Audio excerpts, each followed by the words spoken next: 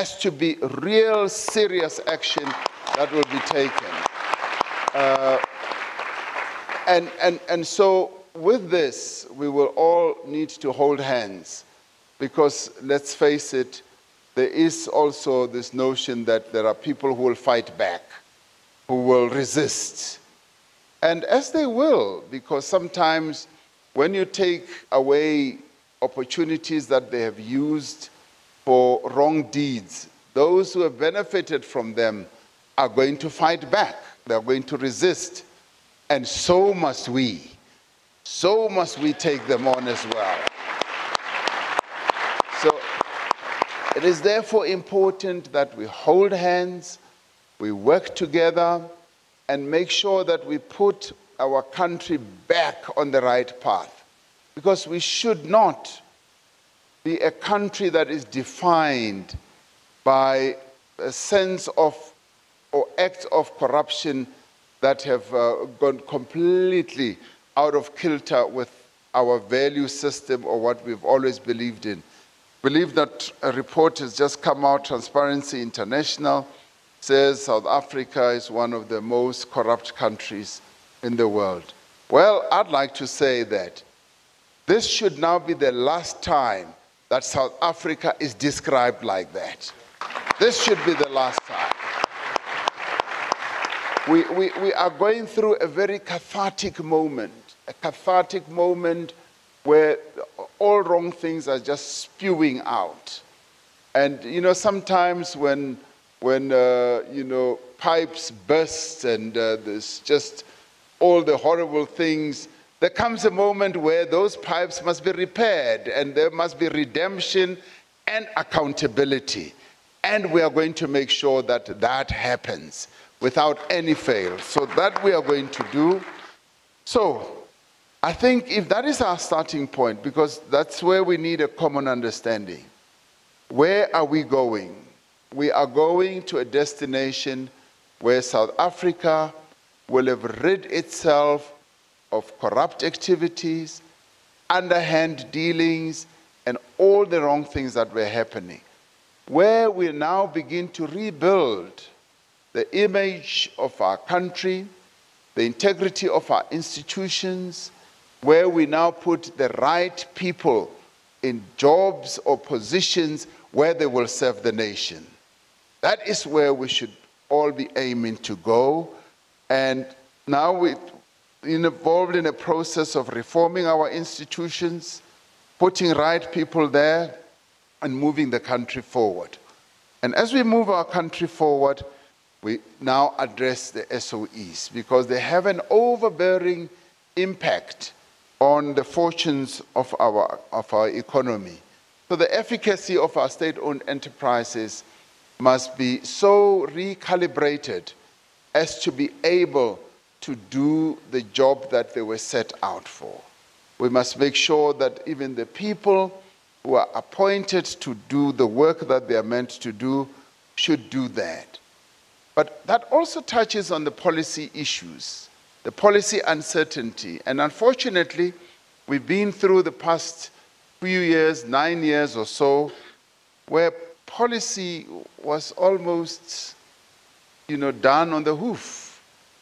On the hoof as, somebody, felt, yes, this would advance this and that interest, policy was crafted. And that led to not only policy uncertainty, but policy inconsistency. So we are saying that must be behind us.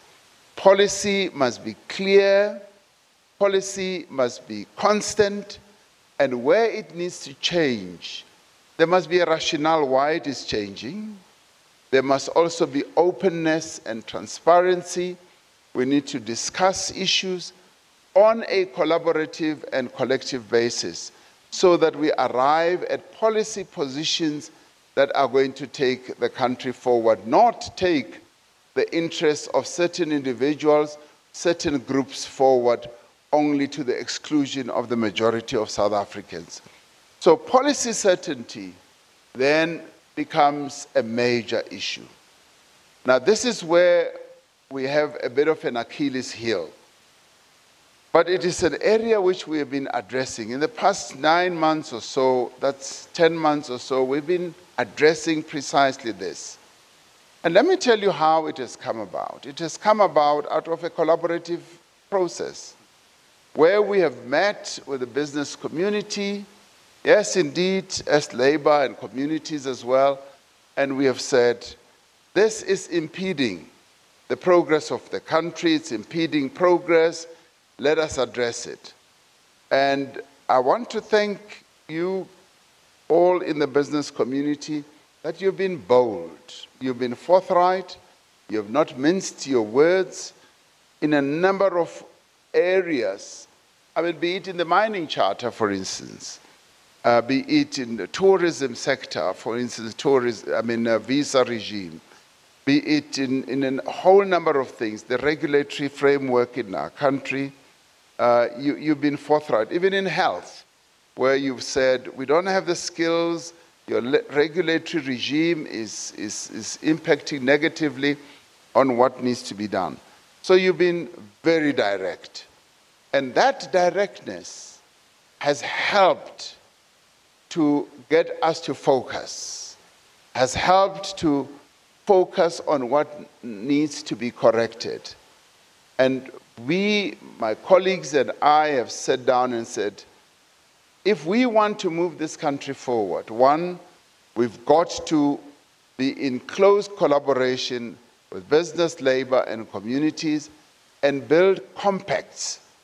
And some of the compacts may be almost focus on particular issues. But we need to build those compacts. You look at what we did with the Job Summit. Job Summit led all of us, and groupings that would never possibly have been able to agree on real issues that need to be done. We're able to sit down and underpinned everything we were doing with the need to address the interests of the unemployed, the interests of the country. So collaboration has been a key ingredient in everything that we have done. And so that has given us the platform to be able to hear what the concerns are. And those concerns are being addressed. And some may take time. For instance, the issue of the spectrum, broadband spectrum. We were just faffing around, if I may use that colloquial or loose term. We're just faffing around and not paying attention to what needs to be done. And in the end, this is like almost the flywheel that can get the economy to function properly. You were able to get us to sit down and address this issue. And now it is being addressed to finality. Yes, you have broadly raised the issue of state expenditure. That expenditure has been just going completely out of the levels that we would have all wanted it to go, addressing that.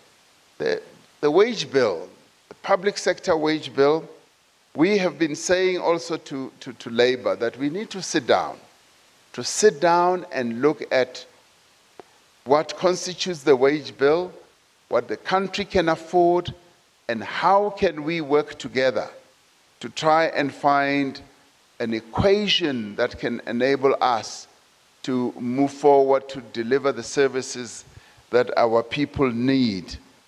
The efficiency of the state. Now, some of the things that have happened have actually dealt a devastating blow to the efficiency of the state.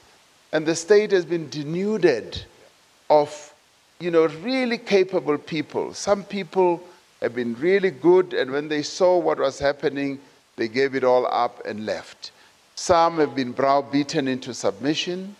Some who wanted to speak out have been hounded out, and those who have given lackluster performance have been put in key positions. So the state in the process has been weakened severely. And colleagues, this is where we are going to require the cooperation between business and the state to help the state to get to better capacity, better efficiency. And where we've been able to work together, we found that this works. Now, my approach since I got into this position has been, we need to put all hands of South Africans on deck. We need to find a way of roping in as many South Africans as, of course, we possibly can to work with us. And I've sought to do that, and setting up this entity and that entity to bring the clever minds that we've got, the talented minds that we've got, the able people that we've got, bring them in and help them, help us find solutions. And that for me has been important because it adds to the collaboration. It adds to the compact building approach that we would like to have. You've raised the issue of education. And education, we cannot even begin to doubt what Madiba, our founding father, said, because education is the real key. Now, it is through education that if we were able to work together, even in a much, much firmer way, we will be able, even dealing with issues of qualifications and access to skills, development and all that, if we were able to work together, we would be able to move ahead. And it also revolves around issues such as, for instance, if you're a corporate and there's a TVET college near where you operate, there should be nothing that stops you from saying, these are the skills that we need, and this is the type of curriculum that should be delivered at TVET this and TVET that and so forth. And this is the working together that we can encourage between our educational institutions and the private sector. What I'm trying to paint is a picture that says, we are open for business. We are open for collaboration. We are open for partnership. We are open for working together. And we are open to put the building blocks in place to grow the economy of our country. And that, for me, is the important part.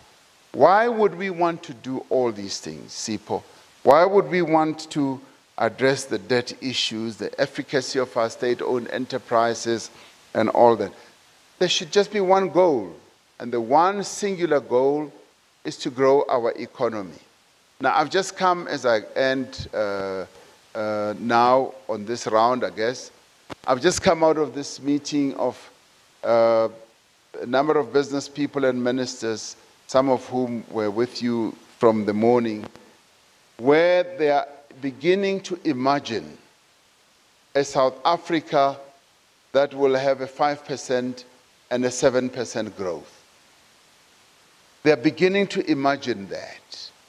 They are coming up with ideas, and they've identified 18 sort of sectors and subsectors where they are getting to grips with the nuts and bolts of saying, in this sector, we can create so many jobs. In this sector, we can invest so much money. And that, for me, is the goal, I mean, maybe the holy grail that we should all aspire to touch. But go beyond touching, to engage with, because that's where we want to be. And we can only be there when we work together. Now, they also said, Mr. President, we are imagining and reimagining a 5%, 7% growth. We would be prepared to do the bit that can be done by the private sector. We want government to deal with the inhibitors, to deal with what holds this great country back from generating that 5% growth. Now, I found that to be very uplifting, enormously uplifting, because I look at maybe a stupid regulation that we have that is stopping business from operating or businesses from operating. I look at another whatever that is holding us back. And I look at 5%, 6%, 7% growth. And I say to myself, this is a no-brainer. We must remove the inhibitors for growth. We must remove the obstacles and the constraints to growth. And South Africa must now go and grasp that high growth. And we can do so by working together, by addressing the issues that Sipho and Tanya have been raising. And where, for instance, and I shut up now, where, for instance, we've been tentative, a bit slow, showing lackluster commitment, you must kick us in the butt. You must kick us in the butt and say, you are not moving here. You must be willing to come forward and speak strongly. Now, over December, I had 3 people who are amongst you here, Martin Kingston, Sipho, Pichana, and Tanya Cohen, who said, Mr. President, we need to see you right now. And they came to my home and inflicted quite a number of bruises on me by talking straight and saying, this is not going well. But of course, they were painting this against the broad canvas of saying, we've come a long way and we've done all the right things. But here are cracks. Here are constraints. Here is slow movement and so forth. And as president, I welcome that. I welcome that because you must be willing to, what do they say in English? They said, talk truth to power. You must be willing to do so if we are going to move this country forward. So I invite you and I say, yes, inflict those blows. We need to hear them. Your comments, your criticism, to move the country forward and go beyond just this list that you have given me. Be as hard-hitting as you can be. But in the end, you must be willing that we should work together to address all these problems and challenges. Now, finally, I've shut up. Thank you very much.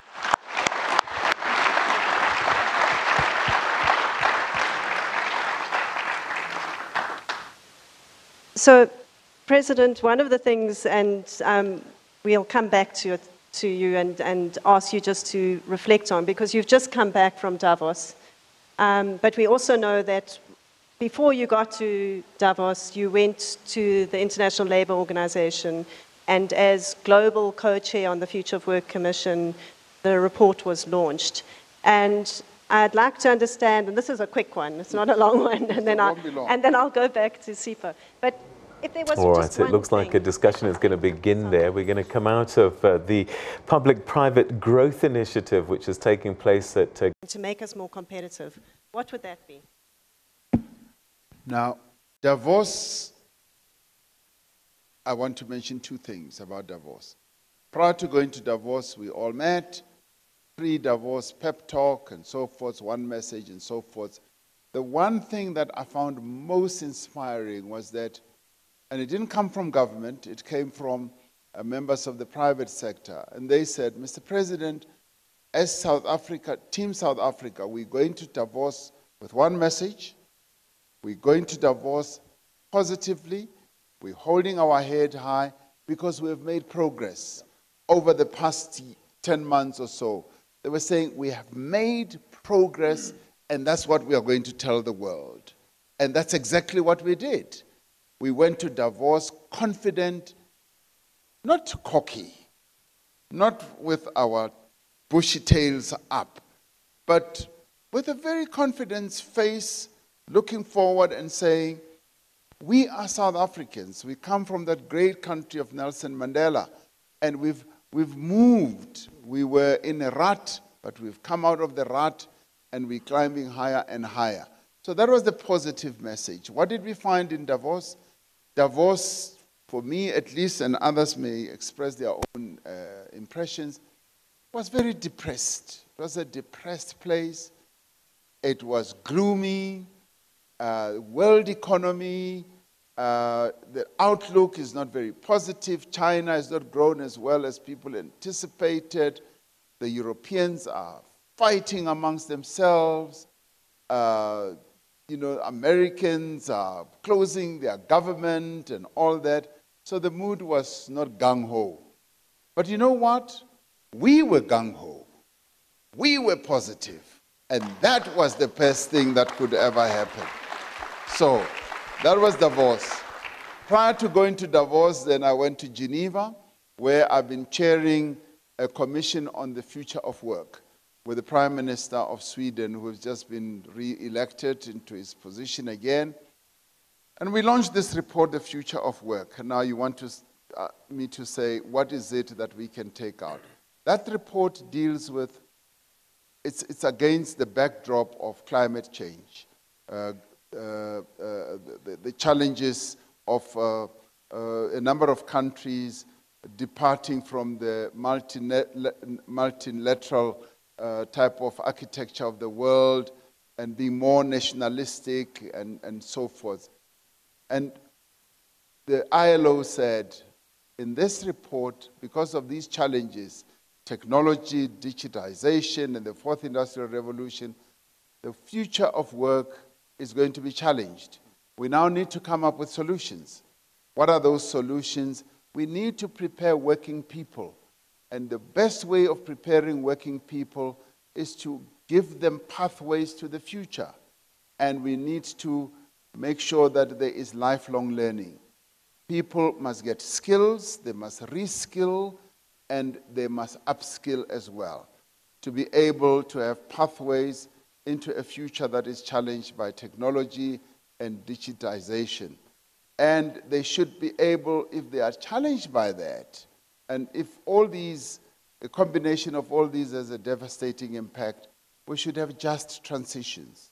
We should be able to have just transitions, be supportive to people who are working and creating the wealth that the world wants to aspire to. So in our country, in our terms, it speaks to the issue of education, of skills, and how we are supportive to working people from cradle to retirement. Early childhood development should be the emphasis because the first 1,000 days of any child are the most important. Improving our basic education and going into education that's more technical, turn the equation around and make sure that our young people are more technologically trained so that they can contribute more effectively to the economy. So that's what I came back with. Training, retraining, and upskilling as well for all our people. So that's fabulous, because I think that's the message we actually heard very, very strongly this morning from the sectors in terms of the constraints, in terms of skills development. And I think it was also what we heard from the ministers and from the macroeconomic discussion, because what we were hearing from people is that we need to be able to recycle skills and jobs. So in the same way you take a product that's no longer usable and you make it into something much more useful going forward, is that we need to start learning to do that with jobs, and we need to do that through enabling skills and to make sure that we get on the right path. I think one of the things, though, that our members are telling us is that that skills environment and institutional landscape is not set up to take us into the future. And certainly what we've got from the business community is a very, very strong sense of wanting to contribute to being part of how do we redesign that skills landscape. And I think we've looked at success models across the world, and those show us that where business and government partner, we have the best chances of success. President, just I know that it might be of interest, but we do have Mthunzi Mdwaba with us, who is one of the officers on the Global Commission. Oh, yeah, he's one of the suspects from the ILO. And we also have a number of our SADC Apex organization colleagues with us from the SADC countries who've joined us for today. And tomorrow we're actually going to be engaging on the Global Commission on the Future of Work to prepare our position. Sipho, we've heard a lot this morning about frustrations in terms of how does the private sector get involved in a more structured way. Do you want to talk to us about that? Well, one of the reasons why there's a great deal of focus on that, there's an appreciation that there's a great deal of enthusiasm from business to make things work. And you've set the tone, President, in that you're saying that we're a talk shop. We talk a lot about these things. We've got lots of ideas. And there is no doubt that we know the problems. And we state and restate them. And there is a great deal of concern that we need to begin to buckle down and do things that shift the dice. So there is an anxiety, though, that with all of this enthusiasm, we're spending a lot of time and pushing over each other and coming to you, to your ministers, in an unstructured fashion with all kinds of ideas, and there isn't a proper way of engaging, processing, and ensuring that we take those things forward. Whilst it is good to have that level of openness and engagement, and I think that to a degree it should be allowed, but there is a yearning for structure that begins to say, we've agreed on this, all of us are taking this forward in this way, this is what you in business are going to do. By the way, the conversations that you were having with the team of business leaders this afternoon and the ministers, all of them were here, and we had a group of them sharing with us the focus on a sectoral approach and how we can look at all of those things. So we've had the benefit of sharing all of that, and we hope that others who are not part of those kinds of processes can come in, and that's the point about this exercise. But at the end of the day, we need to get to a point where we have a proper coordinating mechanism. The second point that I want to make in respect of that is that we are so moved by your strong sense of the need to act on corrupt conduct. It sets a very positive ethical tone for government. It is a tone that business embraces, but we have to, having seen businesses that have been exposed in the State Capture Inquiry, in the Nugent Commission, and no doubt in the commission that is looking into the affairs of the National Prosecution Authority, clearly the challenge of unethical behavior is not restricted in government. There is a lot of it in abundance in the private sector. So we have to act in a way that reinforces that message, that says that it is the time now for ethical leadership, for us to set the tone to ensure that we give our backs to corrupt behavior and conduct. And that if this partnership is not characterized by that ethical underpinning, it is going to be a partnership that is a conspiracy against the poor. So we want to partner with government, we want to have an open, transparent partnership, but we want to have a partnership that is discernible and we can engage on issues in an organized way. I think we've raised these things when we ambushed you the other day. No, absolutely. Now, if I may. No, just one sentence. As they say, I think in the classics, you must never waste a crisis. Now, we have these commissions that are going on. And I think we should not waste this opportunity that these commissions are giving us as South Africans, the opportunity of one, getting to the bottom of what happened in the past, but with a view of being able to do two things. One, accountability, and two, making sure that these things never, ever, ever happen again. Making sure that we set in place proper systems and procedures so that we can cleanse ourselves once and for all and reposition our country. And this is the use value that I see out of all these commissions that we are putting in place.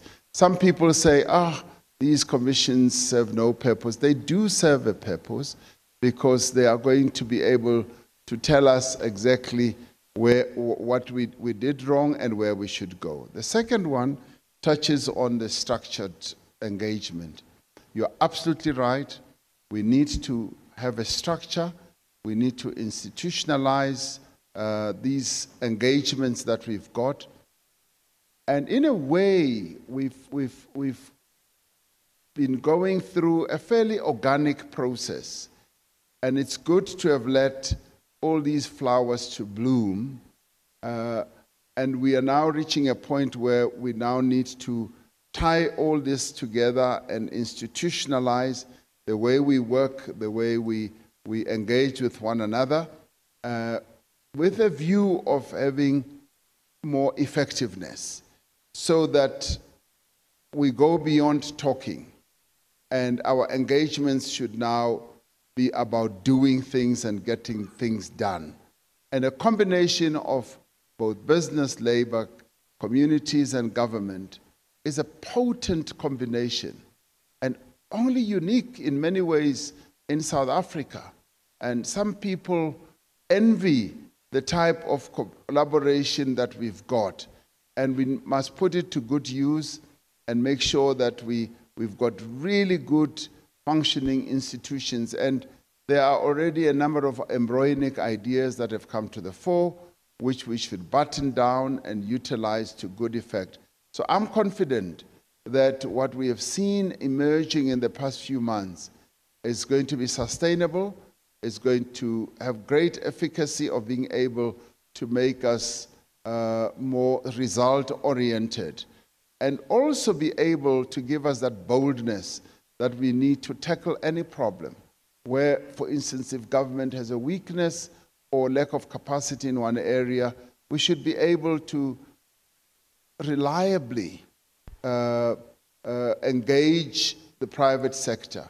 And this process has been about building trust, building respect, building good partnerships, and working together in an effective way. So, President, one of the things that we've got going is we're using some technology today, and we've got the audience participating and asking questions. And you can see up on the screen there's a question for you that's got a lot of support. We've got 147 people in the room who are online at the moment. Your number one priority post-elections? You asking him? We like the partnership approach, but no. Number one priority clearly is growing our economy, growing this economy to higher levels so that we can tackle unemployment and poverty. And tied to that is to make the collaboration of all key role players so strong as to be able to deliver a growing economy. That, for me, is priority number one. And then there's another question that's coming through in terms of gender equality, and how are you going to see that reflected in terms of senior decision makers? Well, I think on this one, we're already putting the building blocks in place. And the stark realization that South Africa cannot move forward without the full participation of all our people, both male and female, is an important one. Two, have the courage to bring more and more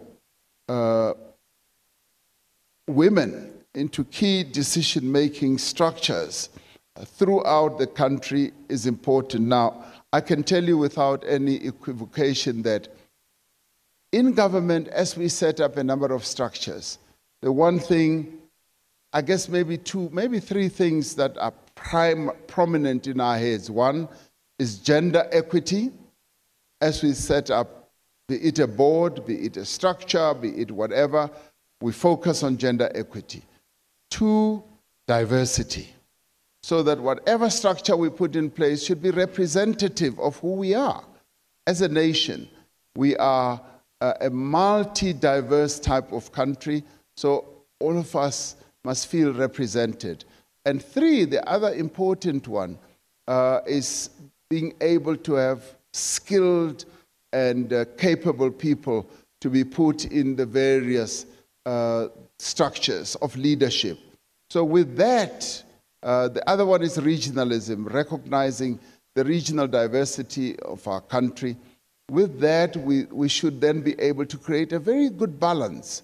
And some may say it's a sort of a delicate balance, and we should be able to do so to make sure that indeed the women in our country are given the rightful place of being able to exercise their capability in as far as leadership is concerned, skills, professionalism, and otherwise. So I'm a very, very strong proponent of doing precisely that. The women of our country must be empowered in a most positive and frontal way. That we should never turn away from. Can I just add, Mr. President, that one of the key themes of the conversation throughout today is a recognition that inequality in our society is both an economic risk as well as a political risk. So as we discuss creation of an enabling environment for business to thrive and to grow and grow the economy, we have our eye firmly on ensuring and creating an enabling environment that enables us in partnering with you to confront the challenges of bringing in those that have been marginalized in our society. Women, rural people, black people, etc. So the agenda for transformation, for an inclusive economy is firmly what we're about. So part of the conversation is not just about making the rich richer, but is to ensure that the trajectory of our economic approach going forward is one that brings the marginalized very much part of that growth environment. I couldn't agree more. And in fact, I think we could say maybe we're a bit ahead of the curve where the world is moving in a way, and you hear the discussions at Davos and a number of other forums where the discussions are about inclusivity, not leaving anyone behind, getting various mega sort of processes like globalization be what really their aim should be include everyone and make sure that people benefit. And inclusivity meaning the youth, women, people in rural areas, people who are marginalized, and people who in the past have always been relegated to the back, the disabled and what have you. And so the LGBTIQ sector as well, and all that is now the done thing in the world, and we must continue leading and being ahead of the curve and being as inclusive as possible. And in many ways, we have a lot to teach the world, because our own, country, our democracy has been about inclusiveness, particularly for people who were excluded in the past. So we are, if you like, the champions, and we must continue acting like real champions, which we are. We are the champions of the world when it comes to inclusivity, and we must act it. So, President, two questions, because we're going to be having to wrap it up quite soon. The first is around small business. We got an agreement in the Job Summit that said in the socio-economic impact assessment system that sits within government, there would be a specific focus in terms of the impact on small business. And we know that that's being built into the process. But what guarantees are there that this is actually going to be responded to by the state and by government? Because our small business are really, really struggling with the regulatory burden. And I think a one-size-fits-all approach doesn't always assist with small business. I'll ask this separate after. I agree with you. one size does not always, provide the answer. And the recognition that we've got, and it's been growing over and over time, and the NDP explains it much more stronger, is that it is your small and medium enterprises that create the most jobs. In other countries, the percentage is very high. It's almost close to 70% that is responsible for job creation. We are still at a little bit of a bottom, and we now need to upgrade that. And with that realization, we now need to be channeling more assistance, support, resources, and everything else to supporting small and medium enterprises. And to do so means that we've got to address the regulatory burden. And Tanya, I would love that we should create some facility where we are able to talk at close range about some of the things that impede the growth of small and medium enterprises, where we are able to say, these are the nuts and bolts of what impedes the growth of small and medium enterprise. And you find them all over the country, where small business, they are, singular operators, they are browbeaten, to low growth by officials, by the processes, the hoops and the loops they have to go through. And those things must come to light. They must come to light. They don't get permits as they should. They've got to go and beg. And the other problem, of course, is they've got to bribe somebody to get ahead, to get some piece of paper, a permit or whatever. That must come to an end, because that way we are impeding the creation of jobs. So I couldn't agree more.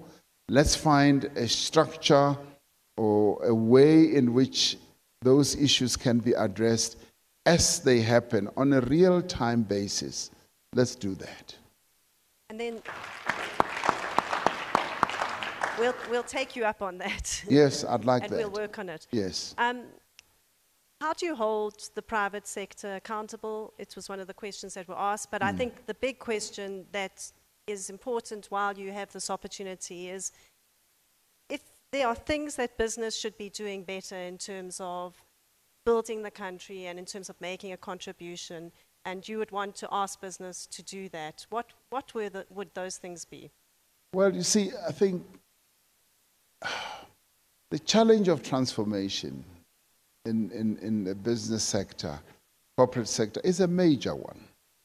And people sometimes tend to downplay it. The majority of working people in our country are black. And for as long as the majority of working people being black have a sense that the companies that they work for have not embraced change, they are not operating in terms of the laws of our country, it really, is debilitating for them. It is browbeating, and it is not good. People should have a sense that the companies that they work for are moving forward with the changes, the transformation that is unfolding in our country. Now, we often hear stories of, there's no real transformation in businesses, and if they do it in just a compliance way, just to comply and to look good. And when you go into the bottom of things, you find that people still complain that there is no real transformation. Now, what I would like to see is we should have czars in the corporate sector of people who are going to be saying to their own tribe that this is not how it should be done. You should not wait for government to come with a big stick. It should be the business, the corporate sector itself that stands up and say, mate, you are not doing our side well. You should be doing A, B, C, D. And I'd like to see Abusa having a real compliance chamber or sector or desk that is the one that actually goes around and says, as a member of BUSA, as part of the corporate sector in South Africa, you are not complying. You should be doing A, B, C, D. And that way, we will then be able to move this country forward. Unless we focus on the transformation process, we forever going to have complaints on an ongoing basis and calls on the public sector to enforce the laws, to be harsher, to be more, dramatic.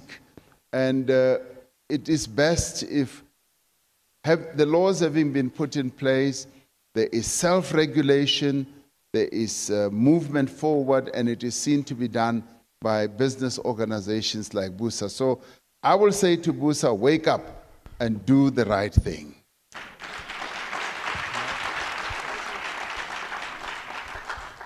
Well, thank you very much, Mr. President. I think that just on that last challenge that you've put before us, this is very much on our agenda.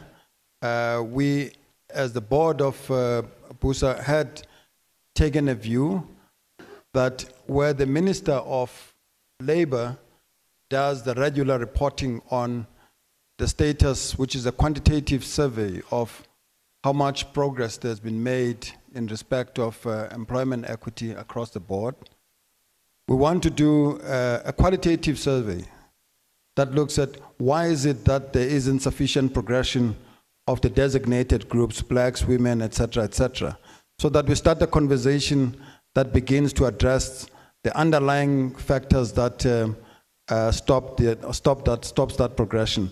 We can't have an agenda that speaks to inclusive growth without dealing with this issue, not because the regulator says so, but because we're committed to that agenda. So that's firmly on our agenda. I'm glad that you've raised it.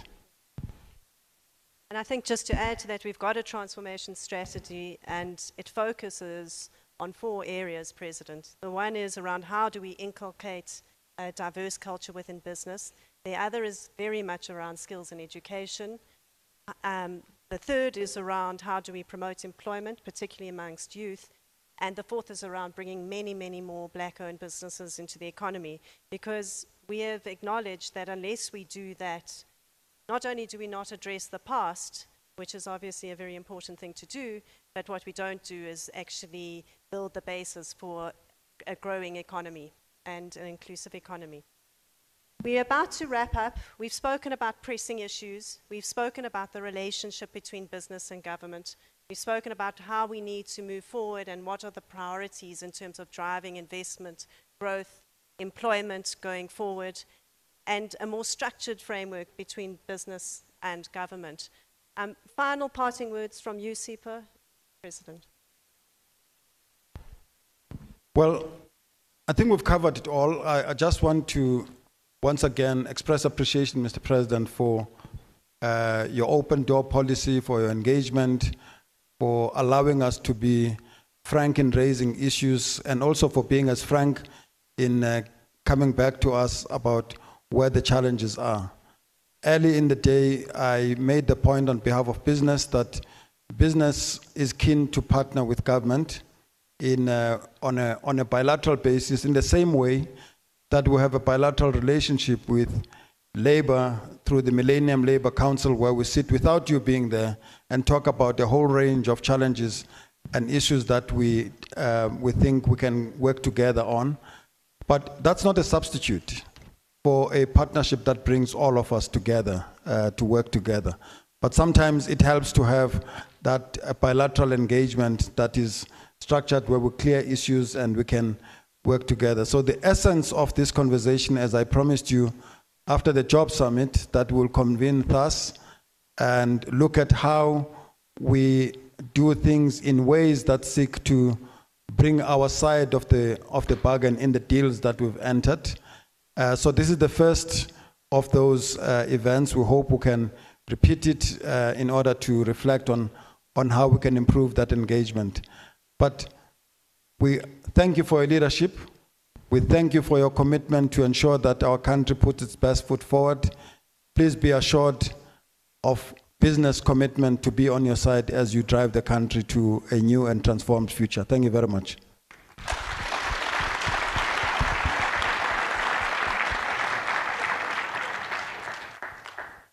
Now, from my side, I think it's really an expression of gratitude. I think the relationship between government and business has never been as good and as fertile as it is now. It really is a relationship that can engender growth in our economy, where all of us put our minds and our heads together to focus on one thing only, to ensure that there's growth in our economy. And on our side, we will continue making the environment conducive for investment. We see ourselves as enablers, as a catalyst, and on your side as business, we want you to feel so enthused as to be willing to invest more and more in our economy. And it was wonderful listening to all various businesses last year when we held our investment summit, committing to raise almost 290 billion rand into the economy. Now, we expect to hold another investment summit later this year, where we want to raise a similar, if not more, amount of money. And over the 5-year period, I think we will be able to have raised that. Now, business, therefore, needs to live up to its commitments. It needs to put shoulder to wheel. We will do our part, but working together, we should be able then to reach greater heights. And the last word from me is that South Africa is truly rising. It is rising, and use the analogy of a plane. We are a plane that is on the tarmac. The doors are closed, the pilots are in their seats, flight engineers mapped out the flight plan, stewardesses and stewards are no longer walking around, they are seated now. And the passengers are belted, they are not smoking, they are not drinking a whiskey yet, they are ready to take off. And this plane, South Africa Inc., is about to take off, and all of us make it possible for us to take off. South Africa is going to take off soon, and it is on the runway. Let's take off.